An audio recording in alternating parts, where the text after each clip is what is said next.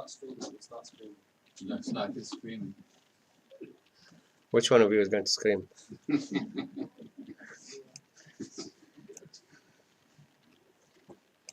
Okay, you say by your stream. بسم الله الرحمن الرحيم الحمد لله رب العالمين وصلى الله على سيدنا محمد وعلى آله وصحبه أجمعين. So does Allah get angry? What makes Allah Azza wa Jal angry? I'm not sure about this one. At least I have. Dr. Sam, what if you change it to start the stream at 7:30 instead of 8:30? Will it go live then? Yeah, it starts at 7:30. Very follows the time. Yeah. If you do that on screen Yeah, now, it started that when I wasn't streaming. it's still saying it's starting in 50 minutes. Yeah. بسم الله الرحمن الرحيم الحمد لله رب العالمين وصلى الله على سيدنا محمد وعلى آله وصحبه أجمعين. هلا streaming now on YouTube. Allah Azza wa Jal said كلوا من طيبات ما رزقناكم ولا تطغوا فيه فيحل عليكم غضبي ومن يحلل عليه غضبي فقد هوى. So here Allah Azza wa Jal asks us to eat the good things that He has provided us, provided for you, for your sustenance, but commit no excess therein, lest my anger should justly descend on you, and those whom my anger descend on will perish. So when you look into tafsir, actually, what Allah provided you with the food, there's two things. If you do, Allah Azza wa Jal will be angry with you. If you use it to disobey Allah Azza wa Jal, like people use food to poison others, or drink alcohol, or take drugs or something, or they excessively eat it, or they, like many countries now, the rich countries, they cook so much food and they throw it away. They so arrogant and so wasteful. So it's make you worried, really. If you are wasteful, will Allah will be angry with you? That's the ayah. Eat and drink, but do not exceed the limit. Make use of it and give the rest to others and feed them. We always have this discussion at home, and for two, how many mugs of rice you need. Some women cook exactly how much they need. Some women cook and start eating for the next 3-4 days and then put the rest in the freezer. Allah might be angry with us for that, which is really worrying. So it's not kufr only. Allah will get angry with the lady who committed adultery, caught by her husband, and he's the only witness. And then they will bring them to the court, and she has to make oath by Allah 4 times that she did not commit adultery. And the 5th time that the anger of Allah, the wrath of Allah will be on her. Allah will be angry with her, and that will make her just perish, lose out, go to hellfire. And vice versa, the man who lied that his wife committed adultery. That will be problem. Why it's more started with the women than men? They say that to the women, if you see your husband committing adultery, you come to court. Why is that? You told me that it could be that he's with a second wife. Yeah, could be. Or 3rd wife or 4th wife. And they do.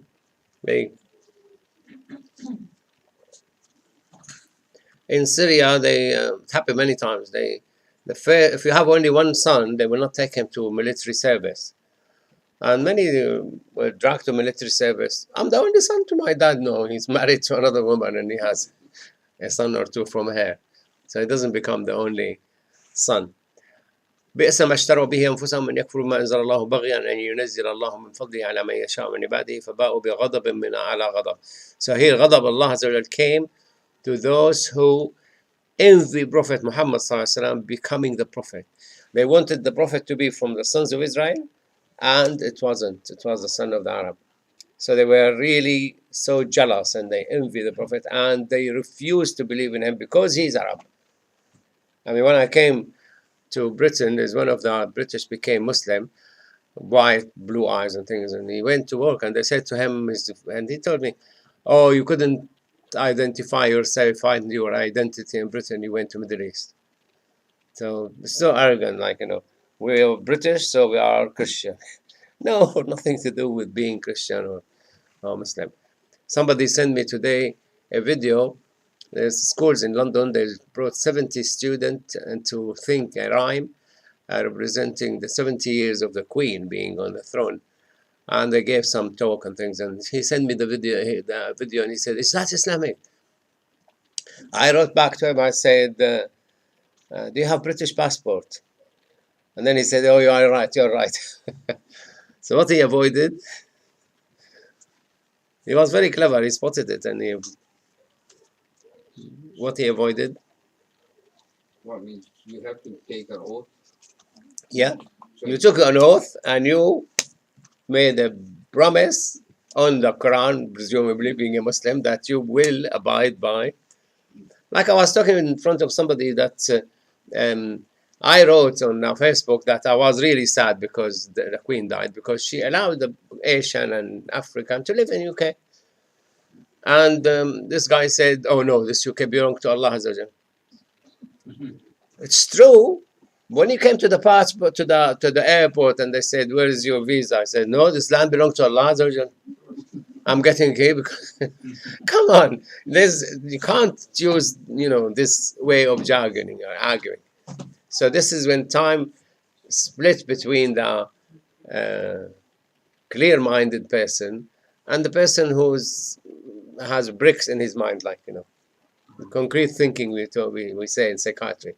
He has concrete thinking. He's thinking this way and this way and this way. Unfortunately, some Muslims like this way. Yeah. The Prophet ﷺ never drank coffee, can't drink coffee. He'll stop. So this is envy to the Prophet ﷺ. إن الذين اتخذوا العجل سينادهم غضب من ربهم وذلة في الحياة الدنيا. It's like, you told me, the Jew who took the calf as a god and they start worshipping, they will have humiliation in this life and shame, and they will be punished in the day of judgment. And the wrath of Allah Azza wa Jal will hit them, the ghadab of Allah Azza wa Jal. So he told me when he went to Pakistan that there's a guy who came and makes sujood to the grave. And then he went to the grave and started kissing the grave itself. And he did tawaf around the grave. So if you tell him off, he will say, "Oh, you're Wahhabi." It's nothing to do with Wahhabi. The Prophet ﷺ, this is exactly why Islam came. قالوا نعبدهم ليقربونا إلى الله زلفى. They were worshipping the idols to bring them closer to Allah. Allah said, "I'm closer to you than your own geography. You don't need anybody in between, intermediary." But you could ask somebody to pray for you because you start probably he's closer to Allah. When Umar ibn Khattab went to Hajj, Prophet Muhammad ﷺ said to him, "لا تنسانا من دعائك يا أخي." Don't forget to pray for me, my brother. And Umar ibn Khattab was so pleased that he called him my brother. Ya akhi, my brother. And the Prophet ﷺ asking Umar to pray for him. It's like, Sheikh Sha'rawi applied to go to visit the Prophet ﷺ. When he was working in Jeddah, he was a professor in the university teaching. And his boss said, no, don't say I'm going to visit Prophet Muhammad. Say you're going to visit the mosque of Muhammad. He said, sallallahu alaihi wasallam, he said to him, "If I go to Mecca, the prayer will be 100,000 times. If I go to Medina, the prayer is 1,000 times. I will go to Mecca, closer to Jeddah, then go to Medina 400 miles, to Jeddah 70 kilometers. I'm going to visit the Prophet." Like it or not, sign it or don't sign it. So eventually he signed it. ومن يقتل مؤمنا متعمدا فجزاؤه جهنم خالدا فيها وغضب الله عليه وعلى. Intentionally killing will bring the anger of Allah Azza wa Jal and the curse from Allah Azza wa Jal. والذين يحاجون في الله من بعد ما استجيب له حجتهم داحضة عند ربهم وعليهم غضب ولهم عذاب شديد. Because when the Prophet ﷺ came with the message and so many people believed and entered it, and somebody coming to argue with you, is there a God or not? So don't believe. Take it or leave it. I'm not going to waste my time with somebody who's just defying the basic, that they will never agree that this came by itself, and the mug came by itself, and the pen came by itself, but they will say, "Oh, the whole universe came by itself." The mentality, what are you going to argue with them? So when there's so many people believed in Allah Azza wa Jal, and somebody is trying to argue, just leave them, and the curse of Allah will be on them, and the anger of Allah. من بعد ما استجاب له الناس خصومتهم التي يخصمون فيها باطلة ذاهبة عند ربهم. So if he was the only one that is coming arguing with you and you refuse and he refused and he refused, say, people are not actually accepting it. So probably you need to modify it. But there's so many people accepted, even without the Quran. Many of them is few ayah, few surah. But the Prophet ﷺ by himself is believable. He's somebody who will be believed whenever he is seen. وَمَنْ يُوَلِّهِمْ يَوْمَئِذًا دُبُرَهُ إِلَّا مُتْحَرِفًا. When you run away from the enemy because he is coward, he's afraid of being killed, then غضب of Allah will be on him, include him. وَمَنْ كَفَرَ بِاللَّهِ مِنْ بَعْدِ إِيمَانِهِ إِلَّا مَنْ أُكْرِهَ وَقَلْبُهُ مُطْمَئِنٌ بِالْإِيمَانِ لكن مَنْ شَرَحَ بِالْكُفْرِ صَدْرًا. He will open his heart and his chest to disbelief and kufr. Unfortunately, some Arab, when they came here, they just left Islam, and they were quite, in deep in the kufr, in the unbelief. So the ghadab of Allah Azza wa Jal will be on them. قال قد وقع عليكم من ربكم رجز وغضب تزعجون في أسماء سميتموها أنتم وآباؤكم ما نزل الله بها. Because they said أجئت لنعبد الله وحده وننتظر ما كان يعبد آباؤنا. You came to change us from worshipping what our ancestors worshipping to worship Allah only. He said, those you worship are names, you named it. They didn't even name themselves.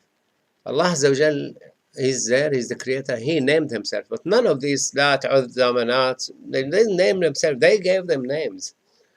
None of them came and said, I'm of God, my name is so and so. But Allah Azza wa Jal, He is the one who told us His name. So the curse of Allah and the anger of Allah will be on them. ويعذب المنافقين والمنافقات والمشركين والمشركات الظانين بالله ظن السوء عليهم دائرة السوء وغضب الله عليهم. So munafiqeen, the hypocrites, and the pagans, the polytheists, Allah will punish them, and His anger, wrath will be on them. عليهم دائرة السوء في الدنيا بالقتل والسبي والأسر. In dunya, they will be surrounded and they will be killed and taken prisoners and slaves. And it happened to them the time of Prophet Muhammad ﷺ. I was talking to my wife and I said how difficult was the job of Prophet Muhammad ﷺ. Now we have in Britain, at least you talk to people and they accept rationality and logic and things, and 1 + 1 = 2. If you go to talk to some of the Arab, even now, Bedouin, you can't get through to their brain. I mean, I have patients like coming, I want to examine his wife from top here. Do you have, I will answer you. I want your wife to tell me, no, you don't talk to my wife. I will answer you. And they will not allow me to put the stethoscope on the chest, above the 3rd layers of clothing or whatever. And you can't feel the tummy. You need to feel it from above the clothing. So, and you can't argue with them. So take these the time 1400 years ago, how bad they were, even worse than what they are now. And the Prophet ﷺ managed to break through and convert them. So those who still there, they deserve really to be punished by Allah. ضربت عليهم الذلة وإنما تخفوا إلا بحبل من الله وحبل الناس وباءوا بغضب من الله. That's the Jew. The anger of Allah and the wrath of Allah fell on them because they were killing the prophets.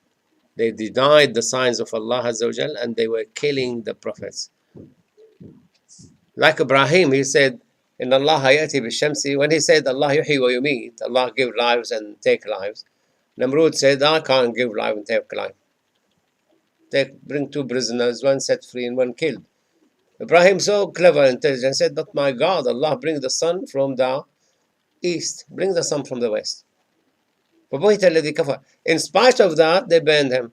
In spite of winning the argument, they threw him in the fire. So they deserve, obviously, the ghadab of Allah, the anger. وباءوا بغضب من ذلك كأنهم كانوا يكفروا بآياته ويقتلون النبيين بغير حق. I repeated that. A few hadiths here عن أبي هريرة رضي الله عنه قال من لم يسأل الله غضب الله عليه.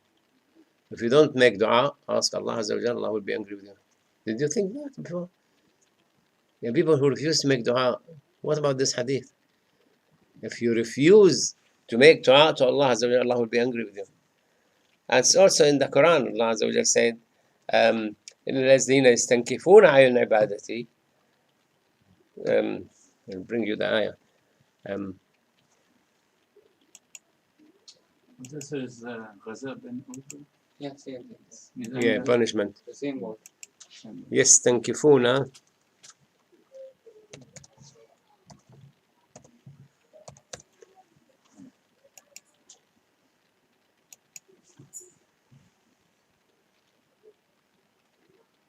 عباد bring عبادتي.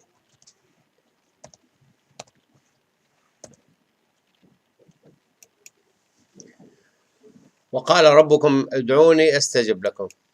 Your Lord said, call me and I will answer your prayer. But those who are too arrogant to serve me, which means also to pray for me, to ask me, will surely find themselves in hell, in humiliation. They will be humiliated in hell. So not asking Allah, not making dua, means he's arrogant, means he's going to hell. So when you go back to the hadith,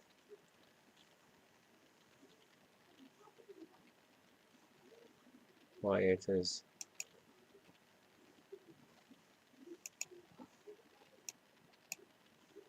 because we came out of this. Yeah, when you go back to the hadith, I went to the beginning of it. I shouldn't go over there. So, back to the hadith. If you don't ask Allah Azza wa Jalla, Allah will be angry with you. قال رسول الله صلى الله عليه وسلم من تعاظم في نفسه واختال في مشيته لقي الله وهو عليه غضبان. If you are arrogant, you exalt yourself and walk proudly, arrogantly, Allah will be angry with him, whoever does it, when he meets Allah Azza wa Jalla. So that's a way to get Allah angry with you. من حلف على يمين يفتطع بها مال امرئ مسلم وهو فيها فاجر لقي الله عليه غضبان.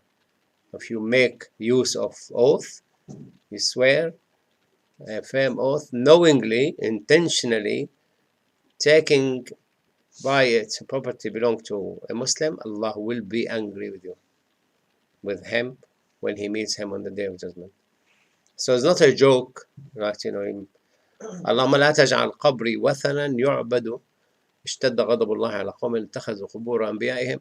If he take the grave of a prophet as a mosque, you pray to it, makes sujood to the grave of the prophet, he ends in hellfire and he's end up ghadab of Allah. What about if he goes to ordinary person, and make tawaf around the qabr? Now,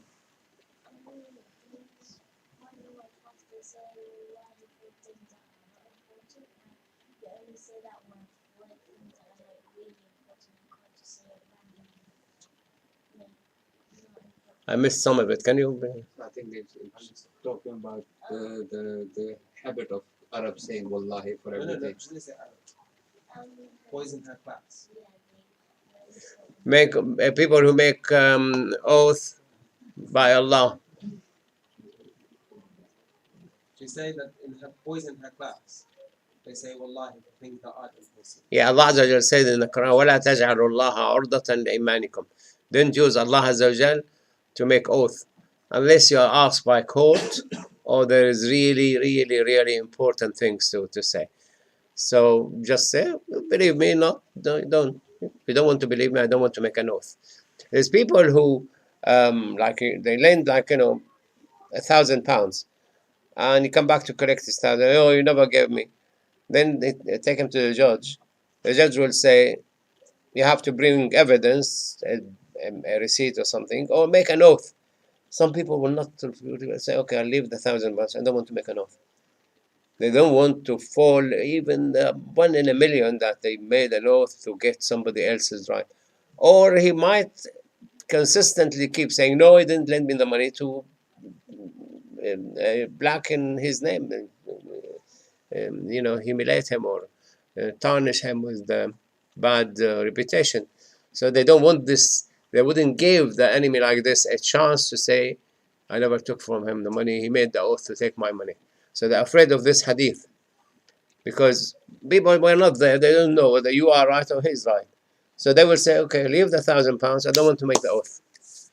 Afraid of the hadith. Because people will take the hadith. Oh, he made the oath to take the £1,000. He never actually gave him the 1,000. Always, we need to be careful when there is dispute between you and one person. If there's not many witnesses witness that, leave it. Because it will be your word against his word. And you will find that people will definitely split into two. There's no fire, no smoke without fire. There's 6 from one, half a dozen from the other. And people will be rippling across the community. So what you do? No, sleep on it. Sleep on it. You lose something, whatever. But if it's your word against his word, if he's so bad to, deny, then you don't want his friendship. قل أعوذ بكلمات الله التامات من غضبه وعقابه وشر عباده. When you leave home or at home, say, I seek help with the names of Allah, the words of Allah, the complete words of Allah, from him becoming angry with me or punish me, or his slaves harm me, or the shaitan whisper to me or drag me to the wrong. In the sadaqata, that's a rescue for you, and exactly on time, 9 o'clock. إن الصدقة لا تطفئ غضب الرب وتدفع ميتة السوء. That sadaqah appeases the Lord's anger and averts an evil death. Subhanallah. Sadaqah. Alhamdulillah, we have quite a lot of brothers here in Solihull and sisters who give sadaqah. And easy example is here when you bought this one here for £300,000 cash. Because our brothers and sisters gave the money. We didn't need to. Many people build a mosque and they go beg for money right, left, and center. One of my friends was employed by one of the organizations here in England, and his job to go to the Gulf and Saudi around 2 months every year begging for money. And he said he hated it. He hated it because he has to go and paint what their work with this, and they ask so many difficult questions and prove this and prove that, and he hated that. Now he's working in Istanbul. He's assistant professor there, and he's doing a great job with Islam and economy. Well use of his experience and time. Any questions? Any comments? Tell this boy if he to stop saying wallahi, wallahi, otherwise we'll have to fast for 3 days. If he was wrong. Customer. Qasam. Customer is a promise for right? That's what customer must be a Pakistani, but that's why I was saying Arab, because wallahi, that's what an Arab would say. Because an Arab would say, if it's a Pakistani word. Because Arab will say, to make it stress, they will say أقسم بالله العظيم. It's in the code. You have to say أقسم بالله العظيم أن أقول الحق كل الحق لا شيء غير الحق. So help me God, and Allah will help me. When I went to a coroner case, they will ask you to make a note on whatever. Here in Birmingham they have the Quran. They bring the Quran and make an oath because you're in the coroner case. I was going to ask you one thing. You mentioned in the first ayah that Allah does not like them, food is being wasted. Yeah. But when I think I asked you before as well, because food is left like something, a piece of bread or something. I remember I said I put it in the garden for the birds or the. That's not a waste. If you put it in the garden, not a waste. You said that one shouldn't, because council does not encourage people to put food in the garden. No. You need to be careful when you put food in the garden, which bring grass and mice, and especially when there is meat and things. So you need to be careful who comes to your garden. I can't really see like Yeah, one of our friend, she said that when they put food in the garden, mice and rats come. What do you do? What we do? We put a lot of food, grain, and things for our birds, and there's a bath for bird baths, and so there's a lot of birds there. Whenever we put a piece of bread or whatever, birds will be there in no time and eat it. But usually meat we don't, because we eat all the meat. It's expensive. We don't. No, No. but there are things like bones, like leftover Oh, bones, no, you can't. They won't eat it. You won't need drug. They You eat bring the everything. foxes and well, I don't need that. Foxes, the sound is horrible. We had one near our house. What's that sound? Is it? Yeah, Naam, Nusayba. Normally, like, if there's like some leftover bread, you give it to the birds And they say thank you. like just a separate tray just to put like leftover food in. It's in the corner of the garden, and every time I need to put like something else in the tray, it's always empty, so like the birds always eat the food. So they really like the leftovers. Yeah, good. Yeah. Any Your more mom's a very questions? good cook. If you cook the right amount, if your mom cooked the right amount, then probably you will be fighting each other for the last piece. When I started cooking, it's debate between me and my wife, and she insists it will not be enough for the two of us. Always some left, always something left. So when we cooked for a meal for Ta after they had the baby, I said 1 mug, she said 2. Half was left, nearly half the plate left. Said, Edwin, we'll eat it tomorrow. Okay, save the cooking. But that's obviously not waste. I mean, most of you, mashallah, I mean, you eat next day and you're not arrogant. But many people, when I was in Syria, they take this French steak, they open it, they take what's inside, and they clean their shoes with it. And I thought, this is why the ayah, ghadab, is just, even, I mean, throw it to the bed, throw it to the, just to clean their shoes, because it shines, because there's a lot of dust there. Okay, سبحانك اللهم وبحمدك نشهد أن لا إله إلا أنت نستغفرك